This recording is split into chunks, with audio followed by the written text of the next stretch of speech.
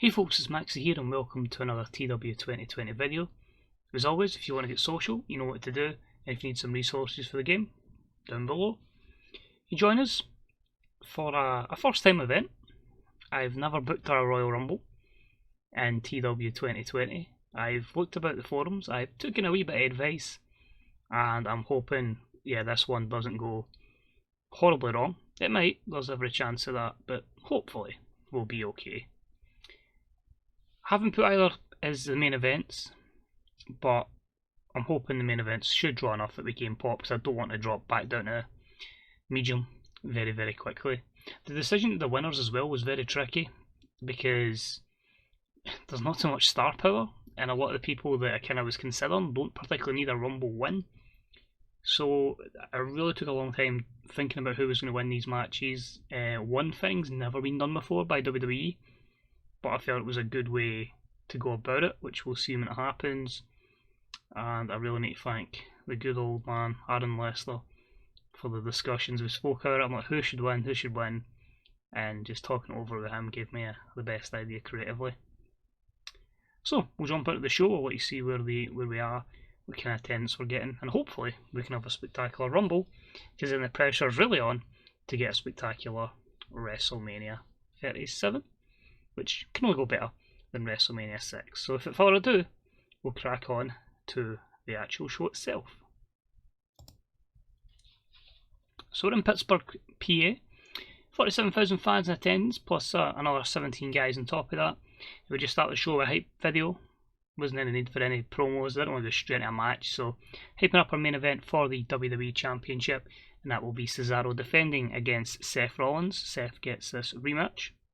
70 rated segment, not great overness for Cesaro. He had a bit of pop cap, so I'm hoping we can break that. Hopefully coming out of this particular pay-per-view. Now get ready for this, because this is the first Rumble match. I split them up with one at the start, one near the end, so there'll be a lot of entrants to get through. So we start off with the Women's Royal Rumble. To give you an idea of the superstars that participated, we had Alexa Bliss, we had Aaliyah, Asuka, Bayley, Billie Kay, Carmella, Charlotte Flair, Chelsea Green, Dakota Kai, Dana Brooke, Ember Moon, Indy Hartwell, Io Shirai, Jinny, Kairi Sane, Caitlyn, Katrina Waters, for both of our kind of, I wouldn't say legends, but those older wrestlers coming back to have a wee cameo, Lacey Evans, Lita was in as well, Liv Morgan, Mickie James, Naomi, Natalya, Nikki Cross, Peyton Royce, Sasha Banks, Shotzi Blackheart, Sonya Deville, Tegan Knox, and Tessa Blanchard. So, what we went with was the NXT Women's Champion wins the Royal Rumble in a 58 rated matchup. It was apparently abysmal, but Tessa wins in 53-19. The other members of the Final Four were Charlotte, Bayley, and Asuka, with Charlotte being the final elimination. Charlotte getting the most eliminations and being the Iron Woman. I just felt would be the very WWE way of booking it. Plus I protected her just to make sure she put Tessa over. I just felt like, it's not been done before. Charlotte was the other person I considered to win it, so it was either going to be Charlotte or Tessa, but it launches Tessa straight into a main event picture when we get her up to the main roster. So a few storyline gains, storyline loses. Lita was off her game. Obviously the few, you could say debuts, but it's the one-off appearances, Caitlyn, Katrina and Lita. Lita might have a match at Mania. And then obviously you've got all of these negatives for various people, inconsistencies, and being overused because it is a long match as well. But just to recap, Tessa Blanchard, your Royal Rumble winner. Realism out the window. Next up was the triple threat match for the Raw Tag Team Championships. And we had about the terrible wrestling and non-existent crowd heat as the Undisputed Era's Kyle O'Reilly and Bobby Fish defeated AOP and Breezango. Breezango were eliminated first, followed by the Authors of Pain, meaning that the Undisputed Era won this triple threat elimination match. And 57 rated, not fantastic. Akam and Razar were good performances. Breezango kind of just in that role. They've had a mini feud with AOP. Just basically the AOP beat them down. They've been trying to get revenge on them.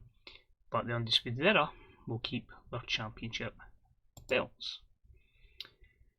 This one failed. I was hoping to end the feud here, and I was hoping the spectacular match, steal the show, would have actually worked out well, but not to be. And about that, you had decent reaction from the crowd, but subpar wrestling had the underappreciated Sami Zayn and Shinsuke Nakamura defeat the Usos in 12:21 when Nakamura pinned Jey Uso with Samoan Driver. The irony of that.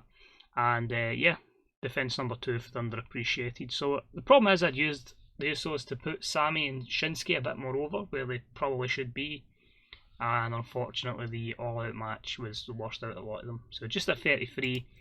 We did get the crowd buzzing, but yeah, the repetitive booking has absolutely destroyed it there.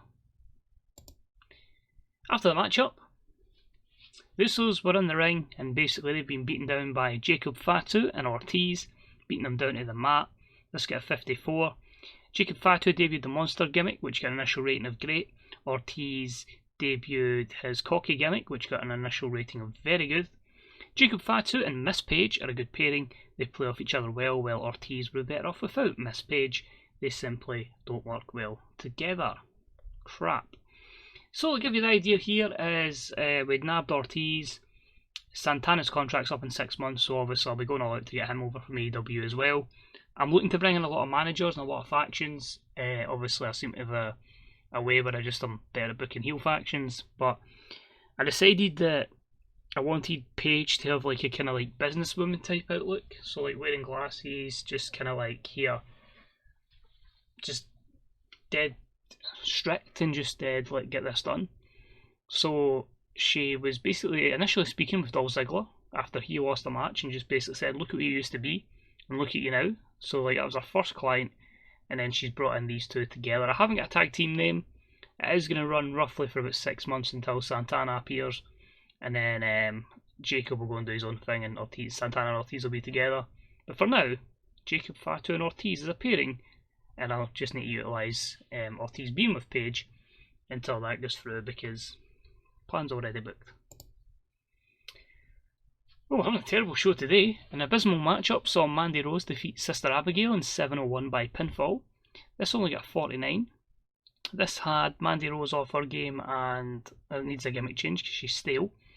Now you're wondering why would I have this kind of match, and why would Mandy Rose get the win over Sister Abigail? Well, Courtney Rush, Rosemary, whoever you wish to call her in this, is announced her pregnancy in game, so I don't feel like you should be wrestling in that situation. So if I can quickly just write them off, fair enough it's a match, but just get the match done, and we'll basically give her the 9 months paid leave just to kind of get a bit more realism rather than the whole you can wrestle for 3 months while they've announced it. So yeah, kind of drops the Sister Abigail storyline, but as I say, the women peak a lot earlier in wrestling in general, and then as I say this saved, so she is 36, and obviously in reality she'd maybe want to start a family at that kind of time, so I just felt like it was best to kind of let her take the loss here, and then we can kind of phase her out for a bit and back to the drawing board with the Fiend character. And then after the matchup, just a beat down to confirm that, so that's a 43.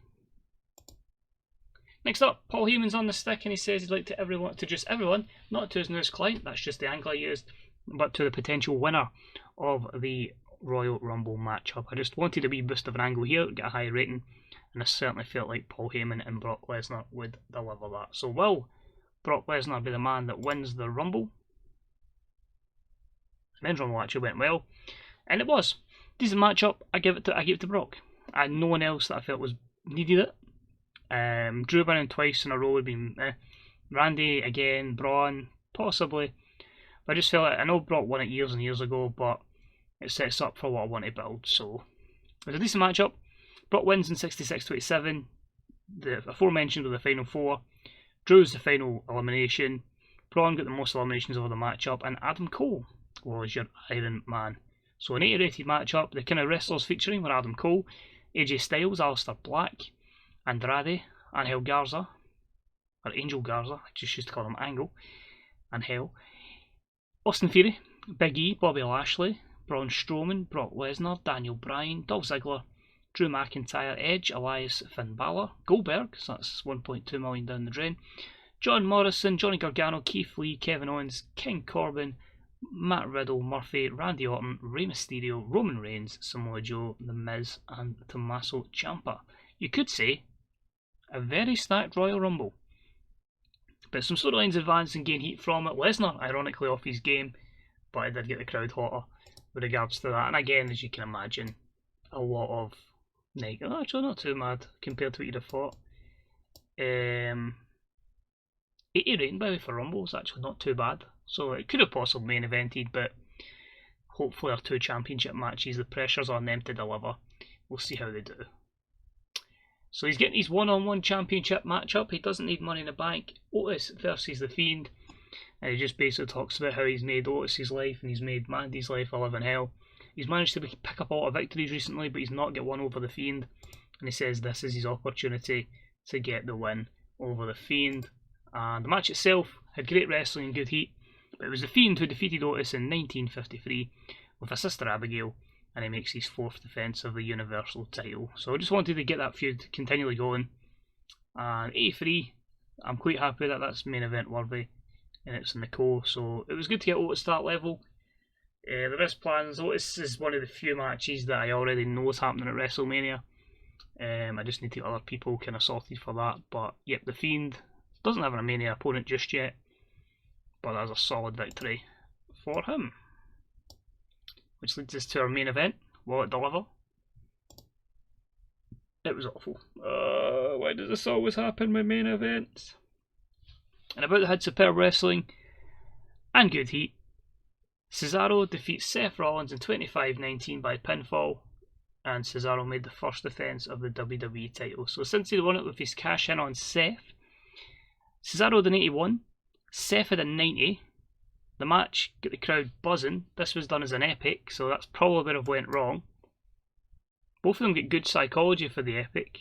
So what were the negatives that cost us a 68? So it was a big risk doing that. There you go, the crowd was burnt out and they were already emotionally high. So I probably needed a lesser match than beforehand. And that is going to absolutely kill the rating. So we are probably going to drop back down to medium.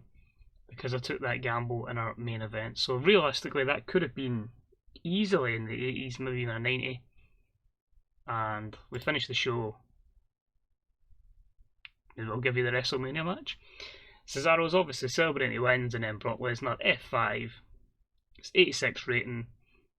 Cesaro versus Lesnar is one I had to make happen. So hopefully Cesaro can get a gain from that. So thankfully, we're still at a kind of phase where we don't lose anything. Phew! But we don't gain anything, which is a bit frustrating. So we really need to get the finger out. The last few shows haven't been spectacular. There were some good things there, but not amazing. It certainly could have been a lot better. And we can get gaining. Just to steer away from the drop. So I'm not even bothered with that show speech. We'll jump into the main screen. We'll take a look at what the situation is with size. We'll take a look at a few guys overness, and we'll see if it was a financial success. But yeah, 8 weeks to try and put forward the best card possible. I'm thinking already Lesnar and Cesaro won't go long, but they'll probably go steal the show, and I'll hopefully have something just before it that kind of cools the crowd down a little bit.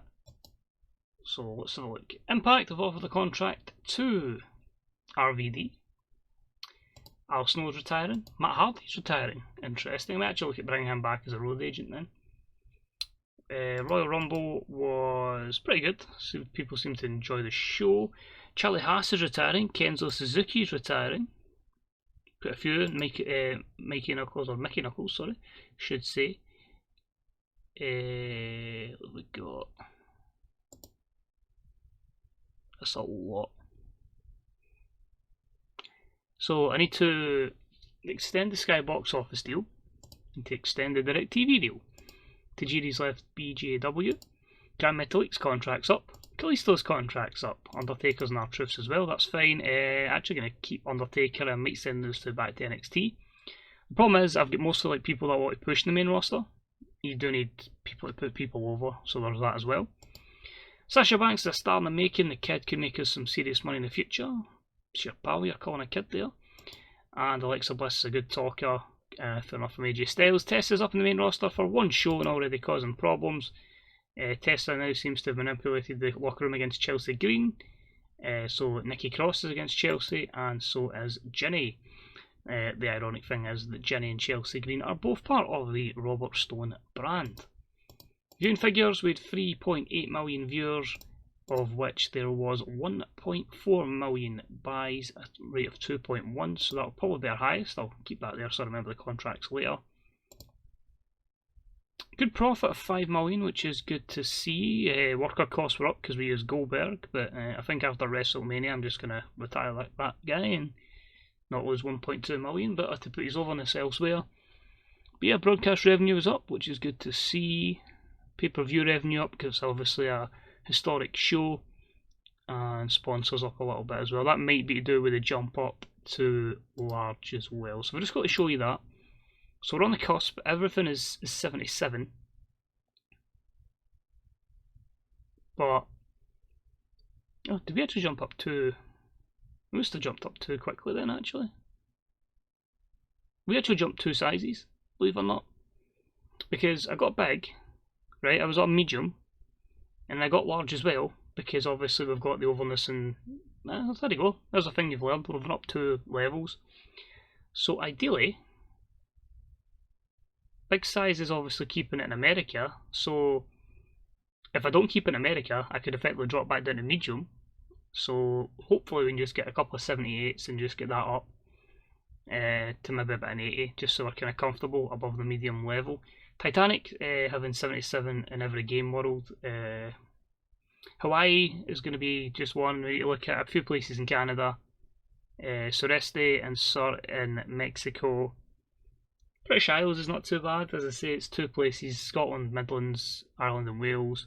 Japan's to get 2 up, and then Europe as well, so same with Oceania. India's the biggest one, because we obviously had the terrible show there, which costs us a bit, but we aren't actually that too far off Titanic. So the WWE swing from medium to Titanic is very, very fine, and if you can get a good run of shows, which we've not really been on since we turned this size, then hopefully we can get there. But as I say beforehand, if I just have my show history, so 72 was Iffy, 88, that Raw was fantastic, Brock and Seth, Drew and Cesaro, 79s, 83s, 80s, so we were getting enough to just get us over the line, but hopefully, fingers crossed, toes crossed, everything crossed, that we can get there. But anyway, that's it for this episode. Next one will be either NXT TakeOver or it will be Elimination Chamber. Elimination Chamber's only 2 weeks away. They might be in the same week actually. Let's quickly double check that while we're on the video. Let's be ever professional. When is your next show? They're on the same weekend. Perfect. So 2 weeks time in game, we'll have the NXT TakeOver Portland and we will have the Elimination Chamber. So thank you very much for watching. It's much appreciated. Remember as well, I will be live streaming this particular series on Twitch as well. So yeah, just watch it in one night, usually 8 PM BST. Just booking some of the Raws, SmackDowns, NXTs, and taking creative ideas on the way. So thank you for watching. Have a nice day. Bang bang.